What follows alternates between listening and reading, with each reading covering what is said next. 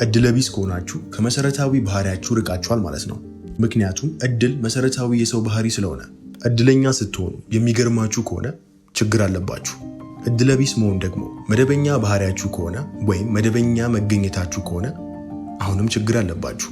ሰው የሚገኝበት ዙተራ እውነታውን በቀጣይነት ይቀርጻል። የግዘፍ አይኖችም የሚመለከቱትን ነገር ወደ ኋላው የአንጎል ክፍል መጥተው በማስገባት በህቡ አእምሮ ላይ እውነታ ይረገዛል።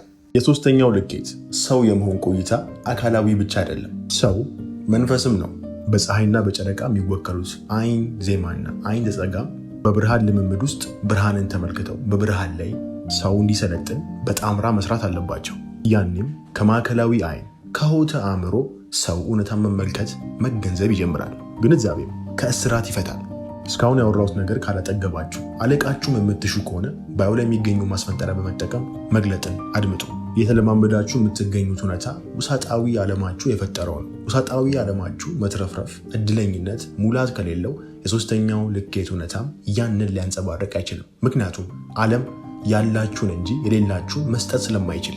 እድለኛ መሆን የሰው ተፈጥሯዊ ባህሪው ነው። ነገር ግን አብዛኛው ማህበረሰብ ከተፈጥሯዊ ኩነቱ ስለራቀ እድለኝነትም አብሮ ትርቋል። ይህንን ለመመለስ ማንነትን ማስታወስ ነው። ማንነትን ለማስታወስ ደግሞ ዓለም ከሚያቀርቡ የቅይር ኩነት ሁሉ እውነታ መነሻው የልብ ጽላት መሆኑን ማስታወስ ነው። ሰው ከልቡ ተነስቶ በሚኖርበት ሰዓትም ከሰባቱ ደጃፋት አራተኛው መቅረጽ ላይ ኃይሉን አሳርፏልና ከመሃል ከስጋም ከመንፈስም በማነጻጸር በእኩል ሚዛናዊነት ህይወቱን ይመራል። ይህም ሰው የመሆን መደበኛ ኩነት ነው። ሰው መደበኛ ኩነት ላይ በሚሆንበት ሰዓትም መደበኛ በተፈጥሮ የሰጡትን መለማመድ የሚገባውን እውነታ ፊቱ ቀርቦ ይኖረዋል።